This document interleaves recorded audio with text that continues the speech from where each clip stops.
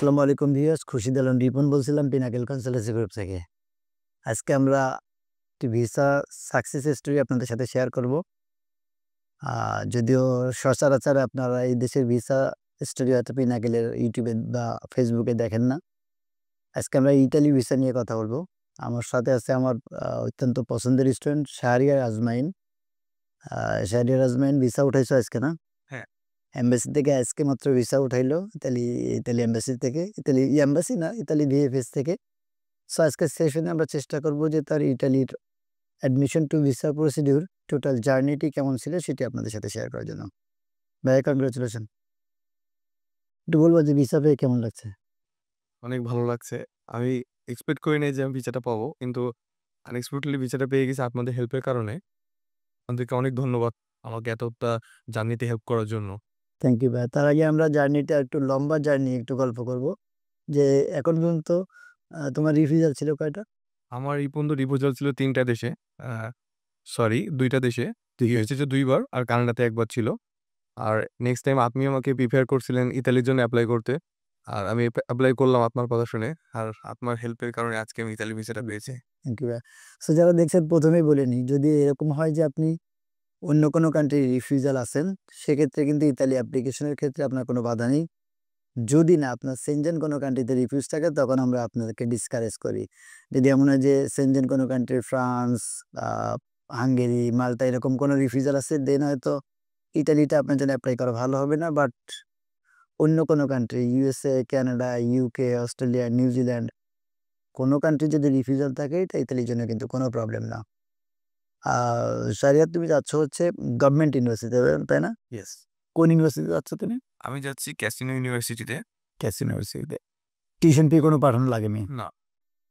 So ইটালিতে কিন্তু আমরা শুধুমাত্র গভর্নমেন্ট ইউনিভার্সিটিগুলো পাঠাইতে সবাইকে উৎসাহ দেই। যদিও আমাদের কিছু প্রাইভেট ইউনিভার্সিটির সাথে এগ্রিমেন্ট আছে, যারা কোনোভাবে হয়তো সেপ্টেম্বর ইনটেকের জন্য মিস করে ফেলেছেন অথবা সেপ্টেম্বর ইনটেক নেক্সটের জন্য এত লম্বা টাইম ওয়েট করতে চান না, তাদের জন্য কিন্তু পিনাকিলে কিন্তু প্রাইভেট ইউনিভার্সিটি বা প্রাইভেট কলেজের অপশনও আছে। যদিও প্রাইভেট ইউনিভার্সিটি কলেজগুলোতে টিউশন ফি একটু হায়ার থাকে, 10,000 থেকে 14-15,000 ইউরো পর্যন্ত থাকে। যেখানে গভর্নমেন্ট ইউনিভার্সিটিতে মাত্র 900 থেকে 2,000 ইউরো টিউশন ফি থাকে ম্যাক্সিমাম। সেটিও কিন্তু আমাদের মাধ্যমে অ্যাপ্লাই করলে আমরা 100% স্কলারশিপ পাইতে সহায়তা করি। পাশাপাশি ওরা কিন্তু অনেক স্টাইপেন্ড দেয়, সেগুলোর জন্য আমরা হেল্প করে থাকি। শারিয়াত, তোমার কি কোনো ইন্টারভিউ ছিল কোনো স্টেজে? নো। ইউনিভার্সিটির কোনো ইন্টারভিউ নেয়নি বা এমবাসি কোনো ইন্টারভিউ নেয়নি? সো ইটালির একটা ভালো দিক হচ্ছে, যদি কেউ এমবাসির, আমরা অনেকেই জানি যে ইন্টারভিউ অনেকের ভীতি থাকে বা ভয় থাকে যে ইন্টারভিউ পাস করবো কিনা। সো ইটালি যদি প্রসেস করেন তাহলে কিন্তু ইউনিভার্সিটি ইন্টারভিউ নর্মালি থাকেই না। এমবাসিতে মাঝে মাঝে রেয়ার হয়তো জমা দেওয়ার পরে কিছু ইন্টারভিউ রাখতে পারে, বাট ম্যাক্সিমাম যেটা হচ্ছে এখন যেটা হচ্ছে ইন্টারভিউ ছাড়াই কিন্তু ভিসা ইস্যু হয়। তুমি একটু ভিসাটা একটু কষ্ট করে দেখাবো ভাইয়া।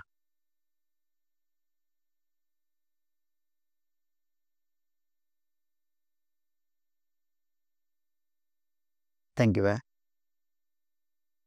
সুতরাং আমাদের আমাদের সবচেয়ে ভালো দিক কি জানেন?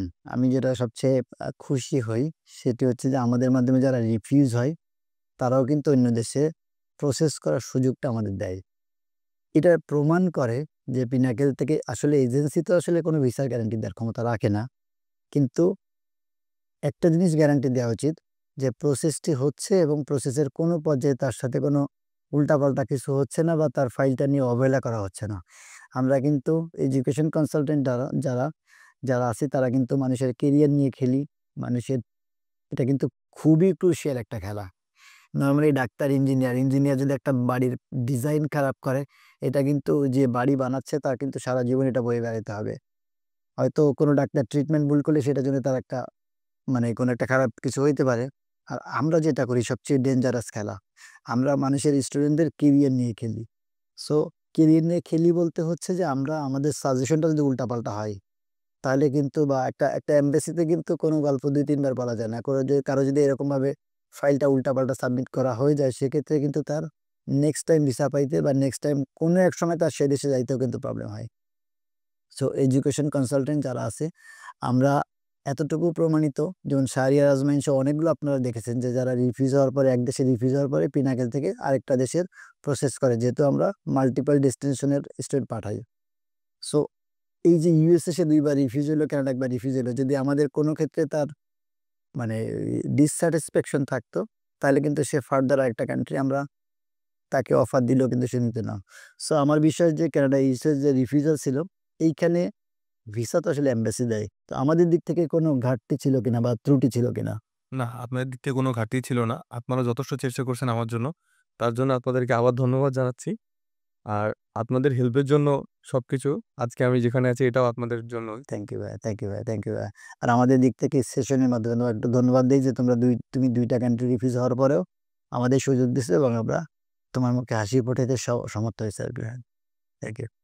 ভিউয়ার যারা কষ্ট করে দেখছিলেন তাদেরকে বলি যে আমরা পিনাকেল কনসালটেন্সি গ্রুপ 2024 থেকে স্টুডেন্ট ভিসা প্রসেস করি। ২২ বছর ধরে আমরা এডুকেশন কনসালটেন্সি লাইনে আছি এবং ৮ থেকে ৯,০০০ এর বেশি স্টুডেন্ট পাঠিয়েছি আমরা বিশ্বের বিভিন্ন দেশে। আমরা যে দেশগুলো প্রসেস করি সেই দেশগুলোর সম্পর্কে আমাদের কাউন্সিলরদের যত ধরনের ট্রেনিং আছে, ইভেন আমি সহ সম্পূর্ণ ট্রেনিং কমপ্লিট না করে, সম্পূর্ণ ইনফরমেশন গ্যাদার না করে সেই দেশের প্রসেস আমরা করি না। সো আমরা যদি আমাদের সোশ্যাল মিডিয়া থেকে কোনো দেশের ব্যাপারে প্রমোট করি, এতটুকু আপনি কনফার্ম থাকবেন যে পিনাকেলে গেলে আপনার ওই দেশের ফাইল প্রসেসটা অ্যাকুরেট হতে হবে এবং আপনি মাল্টিপল অপশন পাবেন। এই যেমন ইটালির জন্য আমরা কিন্তু গভর্নমেন্ট ইউনিভার্সিটি, প্রাইভেট ইউনিভার্সিটি সবগুলো অপশন আমাদের কাছে আছে। যারা আইএলটিএস ছাড়া সহ এপ্লাই করতে চায় তাদের জন্য ভালো অপশন আছে। যারা আইএলটিএস ছাড়া এপ্লাই করতে চায় তাদের জন্য কিন্তু অপশন আছে। এবং আরেকটা জিনিস বলে রাখি, ইতালিতে যেহেতু গভর্নমেন্ট ইউনিভার্সিটিগুলোর টিউশন ফি অনেক কম এবং ওয়ার্ল্ড র‍্যাঙ্কিং অনেক ভালো থাকে। অলমোস্ট ম্যাক্সিমাম ইউনিভার্সিটি কিন্তু ওয়ার্ল্ড র‍্যাঙ্কিংয়ে 500 এর মধ্যে। সো যদি আপনার প্ল্যানিং এটাও থাকে যে আপনি 2026 এর জন্য এপ্লাই করবেন, তাহলে কিন্তু এখন আপনি অ্যাপ্লিকেশন প্রসেসটি শুরু করে দিতে পারেন।